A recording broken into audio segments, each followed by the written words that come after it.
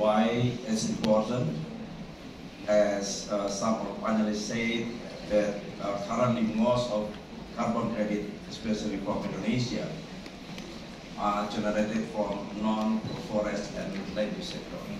So the Indonesian forest area, in hectare allocated as the forest concession issued by the Ministry of Forestry, forest concession, natural forest and plantation forest, and ecosystem services and non-timber forest product. Transformation, shifting paradigm. Previously, we only permitted to use one single commodities, forest as a timber commodities. But after 2020, based on the Job Creation Act and the derivative regulation, government regulation, and the Ministry and Forestry and Environment regulation, we call it multi-business on forestry. We have 1, 2, 3, 4, 5, 6 commodities or a license that you can manage in one single license. We call it product, area utilization, environment services, collection of timber product, and collection of non-timber product as well. Ladies and gentlemen, this is target to reduce or sink emission 140 million ton CO2 equivalent. This we need 40 billion US dollar investment, and divided by 55% should be coming from the investment from private sector. So that's why in this session I'd like to invite you all, because the private in financial resources, there are a lot of investment instrument, green obligation, loan, private equity, but the most important thing is about the carbon credit from the concessionaire. It can be the potential thing that we can generate to attract the investor. So there is the potential for us to attract the investor. Show you. Let's take a look at the feature.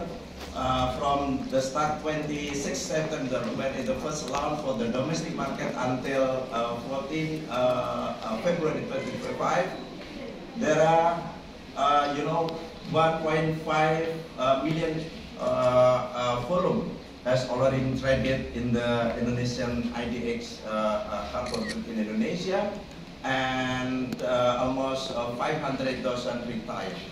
But the question is, how much is coming from the forest sector? Yeah. Out of this, only 40,000 CO2 equivalent traded for international market. Hydroener has already said that APHIS has already proposed 62 forest concessionaires, which are a potential generating carbon credit from forest sector. Totally is around 4.6 hectares.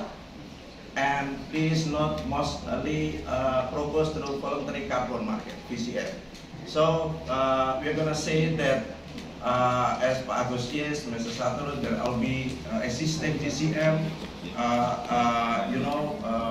follow sector under mandatory methodologies. But we do hope that a VCM can be elaborated and can be introduced and can be addressed, so it can be complementary to attract the investor in the near future. So what kind of situation that we need? Enabling condition to accelerate Indonesia international carbon market from policy sector. We do hope that there will be mutual recognition arrangement between Indonesian Emission Reduction Certificate (SPA) and other certificate scheme, GCM. Thank you. Then FERA Gold Standard Plan Flow. There's good news. Yesterday, Indonesia has launched and inaugurated MRA between the Ministry of Environment and the Gold Standard. We do hope on the next step, FERA, Plan Flow, and etc. Can be moving further, so it can be complementary each other. So, parallel with the regulatory process to enable MRA and utilization of VCM scheme, of course, we are trying to encourage our member to improve governance in the field and how to complete the obligation forest concession shall comply and fulfill the requirement as follows. Please note, ladies and gentlemen, if you are going to make operation with concession in Indonesia, you have to fulfill this, three of these. First, you have to propose multi-business on forest management plan, 10 years, including this as ecosystem services, completing certificate of sustainable forest management. It's a must. Yeah, you cannot attribute carbon credit without certificate of sustainable forest management. And the last thing is applying Indonesian National Disaster System and submitting project design document of mitigation. Even national cooperation to support and the regulation to accelerate multi-business because it is incentive to ease financial scheme of foreign direct investment.